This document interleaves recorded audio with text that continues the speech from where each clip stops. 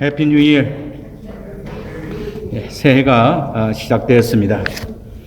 2022년도에는 기도하여서 하나님이 역사하는 그런 교회가 되기를 원합니다. 솔로몬이 그 아버지 다윗을 이어 왕이 되었습니다. 우리가 잘 아는 대로 사울은 전투에 능했던 사람이었고, 다윗 왕은 그야말로 용사였고 믿음이 견고하였고 부하들의 신임을 얻었던 그런 왕이었습니다.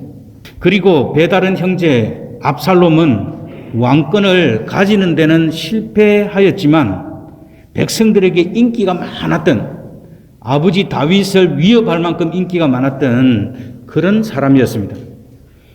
그 당시 솔로몬이 왕이 될 때 나이가 몇 살이었느냐? 한 20세 정도 됩니다. 따라서 한 국가의 지도자가 되기에는 경험이나 나이로 모든 것에 있어서 너무나 부족한 형편이었다라는 것입니다.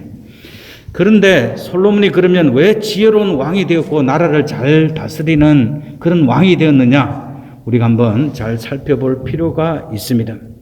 첫 번째로 솔로몬은 하나님을 향한 사람이었습니다. 하나님을 향한 그것이 하나님을 사랑하는 것으로 나타났다라는 것입니다.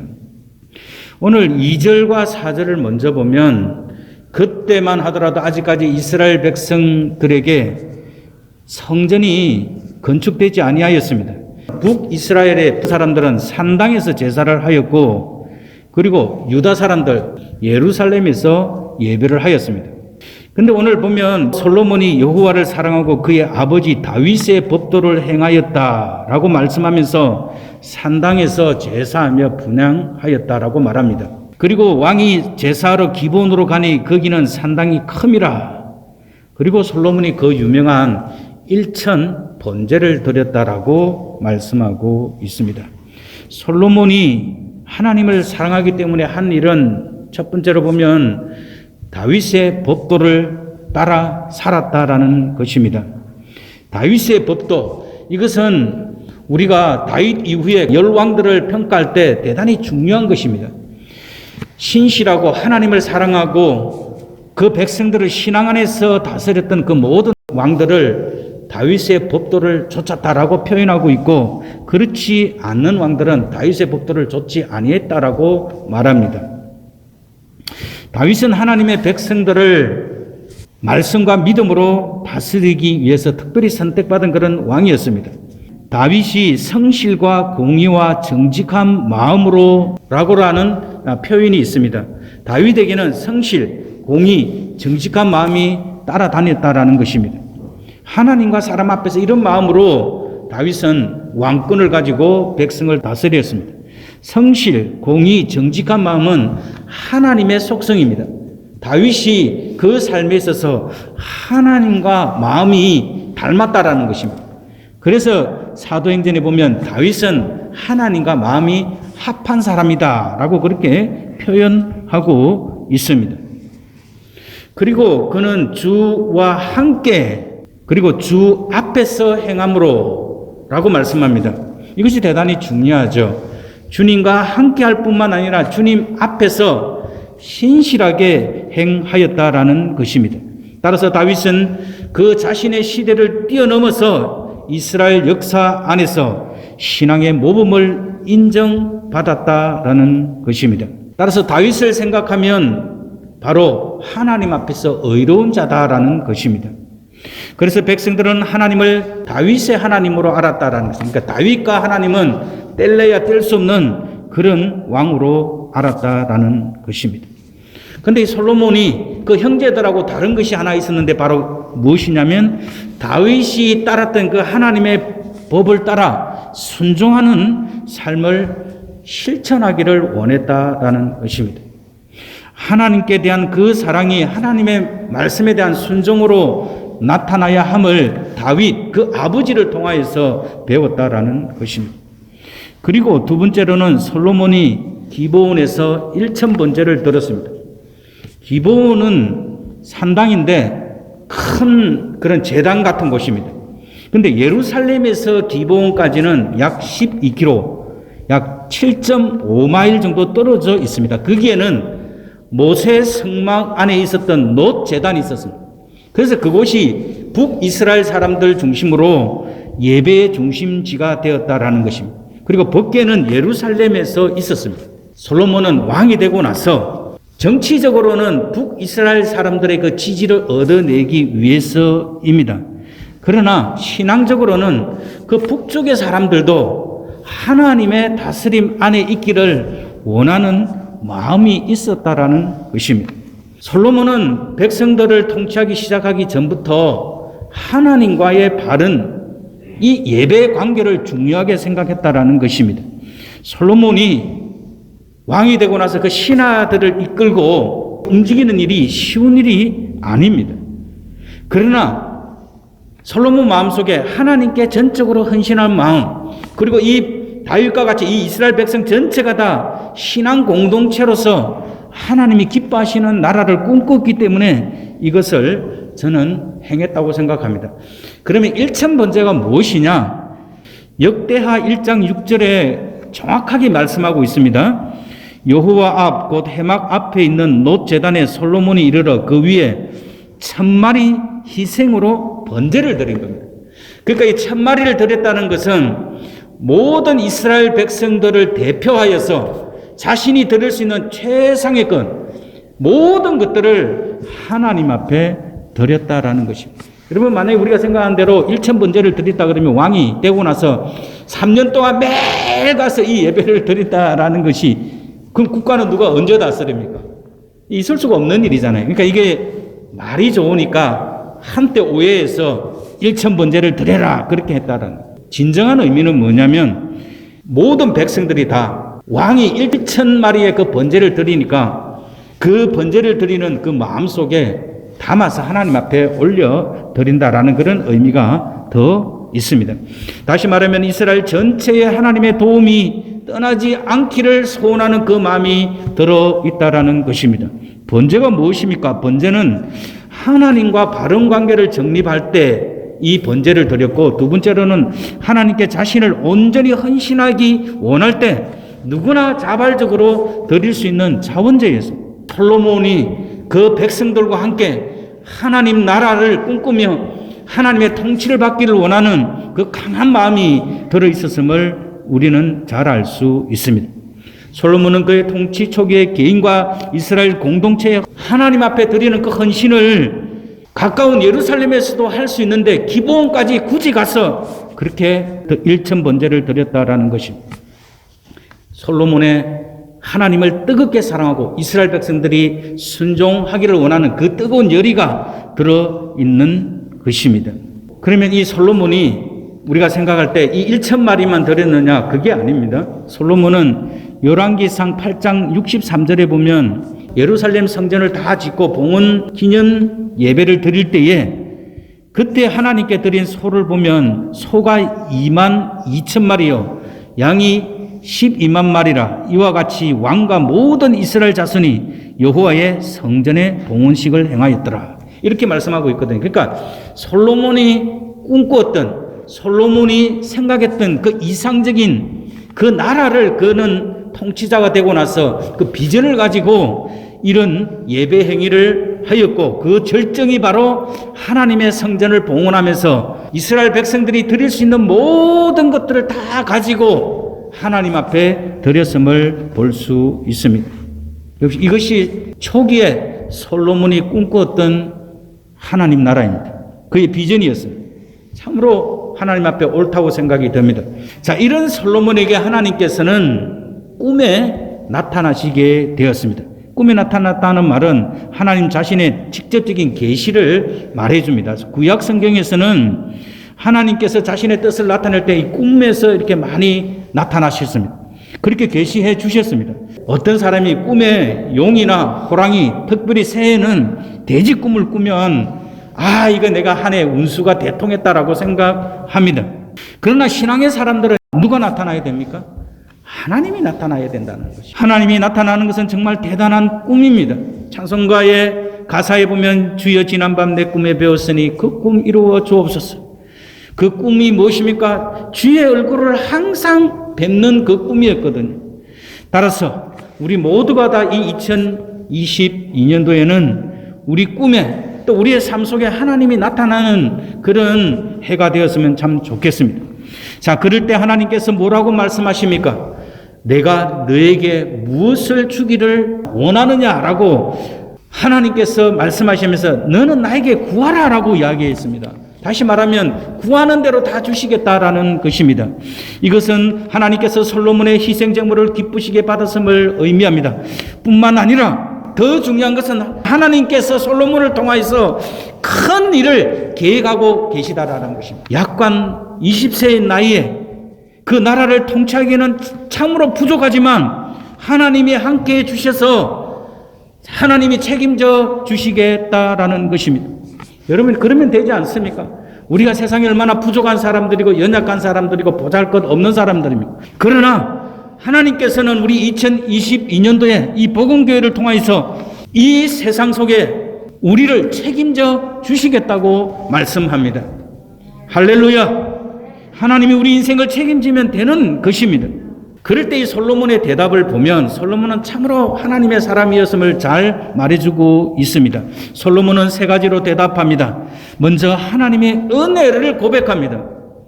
그는 아버지 다윗에게 주셨던 그 은혜를 솔로몬 자신에게도 주셨다고 고백합니다. 여러분, 이것이 얼마나 중요합니까?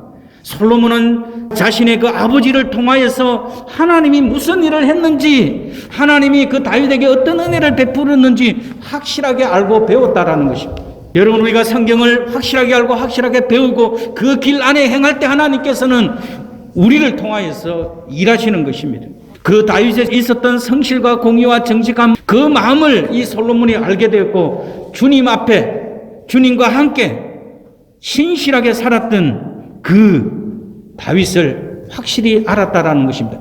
그랬기 때문에 다윗이 쓸 수밖에 없었고 백성들을 잘 통치할 수 있었음을 솔로몬은 알게 되었습니다. 그런데 솔로몬은 그 자신에게도 그 아버지 다윗에게 준 그 은혜를 자신을 위해서 예비해 주셨다라고 고백합니다. 이 큰 은혜는 무엇이냐면 이 은혜는 그냥 단순히 그 은혜가 아니라 언약을 따라 다윗 가문을 선택하셔서 영원한 왕위를 주시는 하나님의 크신 은혜입니다. 여러분, 세상의 부귀 영화를 누리고 잘 먹고 잘 사는 것은 사실 의미가 없습니다.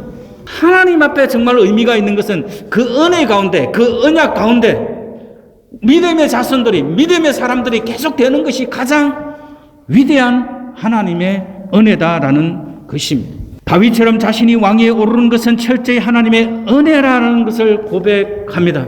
그리고 솔로몬은 자신이 왕이 된 것을 전적으로 하나님의 은혜로 된 것임을 고백하고 있습니다. 그리고 자신이 왕이 되긴 했지만 나라를 통치하기는 너무나 부족한 자신을 고백합니다. 7절에 보니까 종은 작은 아이라. 물론 그 나이가 20세 정도였지만 이 고백은 나이의 문제를 말하는 것이 아니라 하나님 앞에서 자기 자신을 바라보고 겸비한 마음을 잘 나타내 주는 것입니다.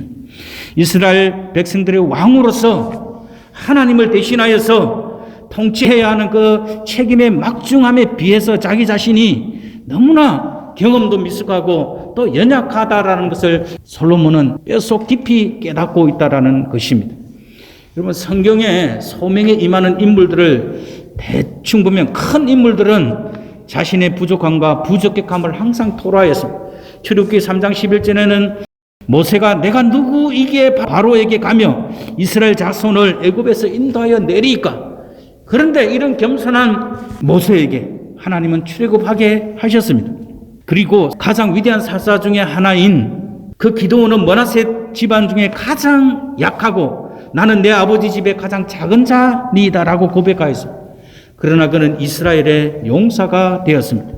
예레미야서 1장 6절과 7절에 보면 나는 아이라 말을 할 줄을 알지 못하나이다. 그렇게 고백했는데 그 말을 할 줄 모르는 이 예레미야를 통해서 하나님은 예레미야서를 52장이나 쓰게 하고 예레미야 애가까지 쓰게 합니다. 이 아이가 같이 말을 할 줄 모르는 이 사람을 통해서 하나님은 전체 성경을 57장이나 기록하게 하는 위대한 역사를 일으킵니다. 이것이 하나님이 하시는 일입니다.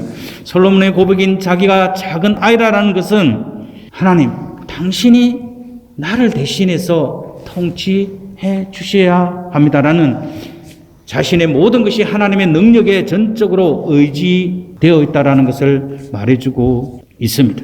하나님은 교만한 자를 대적하시며 겸손한 자에게 은혜를 주신다고 베드로전서 5장에서 말씀하고 있습니다. 따라서 솔로몬이 위대한 것은 자신이 무엇이 필요한지를 정확하게 알고 하나님 앞에 구했다라는 것입니다. 그래서 이 솔로몬이 구한 것을 보면 누가 이 많은 주의 백성들을 재판할 수 있사오리까? 종에게 지혜로운 마음을 주사 주의 백성을 재판하여 선악을 분별하게 하옵소서라고 하나님 앞에 아뢰었습니다. 솔로몬은 하나님의 백성을 다스리라는 무거운 책임과 관련해서 가장 필요한 것이 무엇인지 정확하게 알고 그것을 바로 구했습니다. 그런데 이 구절에 나와 있는 지혜로운 마음, 이 지혜로운 마음이 무엇일까요? 그것은 듣는 마음을 이야기합니다. 잘 경청하는 걸 말합니다. 리스닝을 잘하는 겁니다. 그리고 리스닝만 하는 것이 아니라 순종하는 겁니다.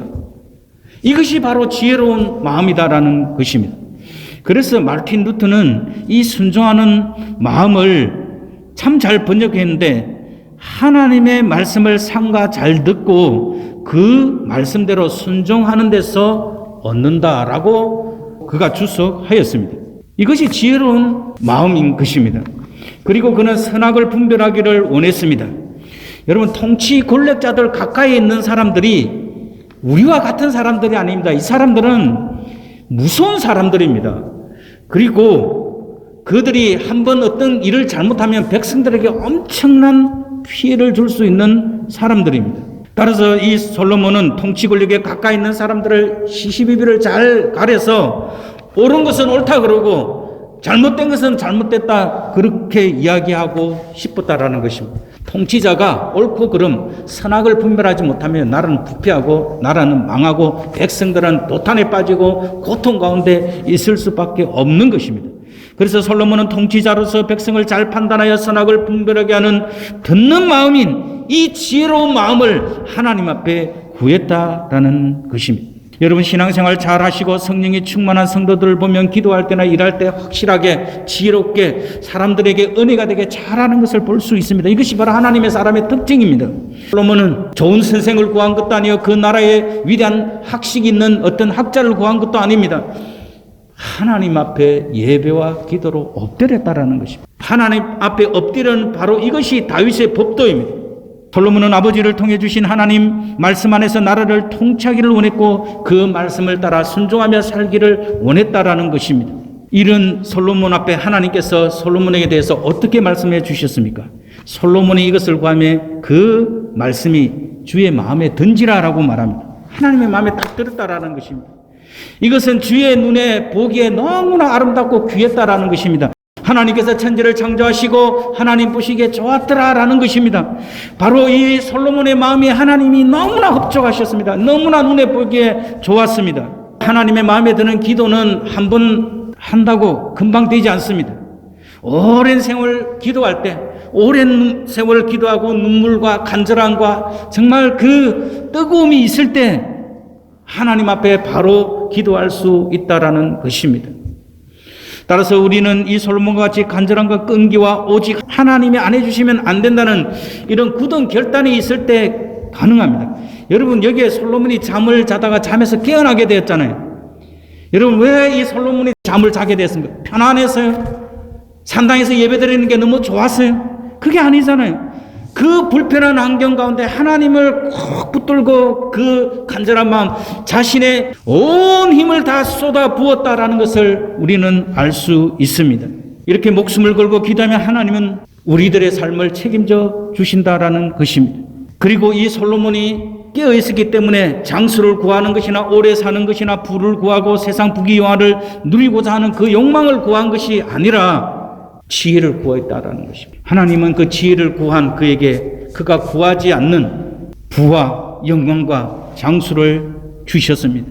이것이 2022년도에 우리가 구해야 할 기도 제목입니다. 하나님이 기뻐서 너를 잠잠에 이기지 못하는 그 언약 가운데 우리가 기도와 연결이 되어야 한다라는 것입니다. 15절에 솔로몬이 깨어보니 꿈이었다라고 이야기하고 있습니다. 솔로몬이 하나님이 주신 비전과 꿈을 가슴에 담았습니다. 그리고 예루살렘에 이르러 여호와의 언약궤 앞에 서서 번제와 감사의 제물을 드리고 모든 신하를 위해서 잔치했다고 15절에 말씀하고 있습니다.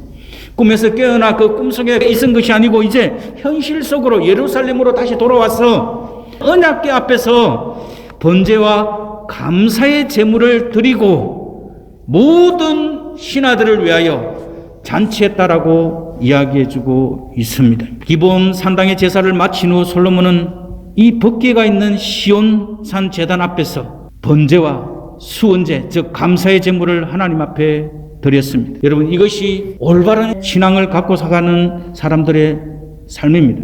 하나님께서 우리 기도를 응답해 주시고 우리에게 약속을 주시고 우리와 함께 하시는데 우리 마음에 감사가 없다 그러면 그건 진정한 신앙인이 아닙니다. 솔로몬은 하나님이 주신 그 모든 것들을 가슴에 담고 그 모든 것에 있어서 너무나 감사한 마음을 가지고 온 백성들과 함께 온 신하들과 함께 감사의 기도로 오늘 끝을 맺고 있습니다. 2022년도 솔로몬과 같이 겸손한 마음으로 하나님이 너무나 기뻐할 수밖에 없는 그러한 마음을 가지고 하나님이 응답하실 그때까지 우리는 기도하여야 할 것입니다. 우리의 일을 이루시는 분은 하나님이십니다. 우리가 기도할 수 있는 근거는 오직 십자가의 권세를 힘입어서 우리는 기도하여야 합니다. 예수님도 십자가에서 달리시기 전 그 겟세마네 동산에서 피와 땀과 눈물을 다 흘려서 기도하셨습니다. 우리가 생명을 건 기도를 하나님 앞에 강렬한 그 기도를 그 갈급한 그 기도를 예수님이 겟세마네 동산에 하신 것처럼 이 솔로몬이 기브온 산당에서 했던 것처럼 우리는 기도하여야 돼요. 그렇게 기도할 때 하나님은 그 기도에 응답해 주시고 우리에게 감사로 예배 드릴 수 있는 그런 좋은 날을 주실 것입니다. 우리 모두가 다 2022년도에는 이런 축복 가운데 많은 은혜들을 받아 누려서 사람들이 정말 22년도에는 저 사람은 하나님이 함께한 사람이어서 우리가 그 말을 듣고 다시 하나님 앞에 감사할 수 있는 그런 하나님가 되기를 주님의 이름으로 축원합니다.